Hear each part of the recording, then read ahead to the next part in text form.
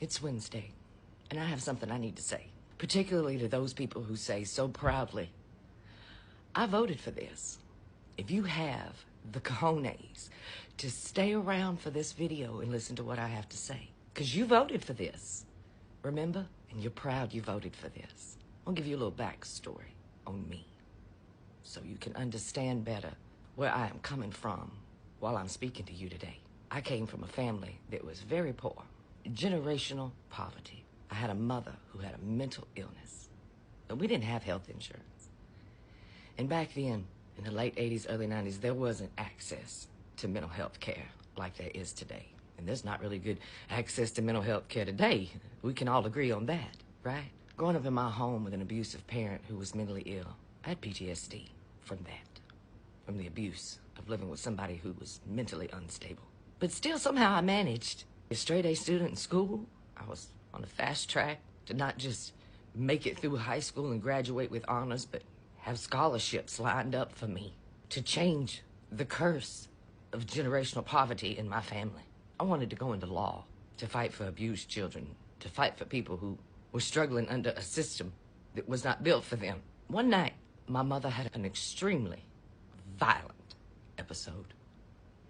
When she would have these episodes, the safest thing for me to do would be to leave the home. I had a friend that lived about 4 miles away from me, and I would always walk to their house and stay the night until my mother had calmed down, got some sleep, and back in her right mind again. This particular night, she was very violent. I left out of the home, and it was raining so hard. It was like the heavens had opened up to release a flood. And I was walking. The car pulled up to offer me a ride. This had happened many times before. I never got in the car with anybody, but it was pouring down rain. These two individuals, well-dressed, they looked well-to-do. They explained to me that they were part of a church. They ran a youth group. They had children of their own, they said, that were currently off traveling around the globe to help other unfortunate children.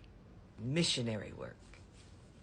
They said that they would give me a hot meal, call my mother, call my friend's mother, make sure I had a place to stay for the night that was safe. I got in the car. That was the last thing I remembered until I woke up chained up in a basement. We still to this day don't know how long I was in that basement before I got free. We still to this day don't know how I got free. I don't remember. My mind broke so severely that I didn't know who I was when people found me naked and bleeding and bloody on the side of the road.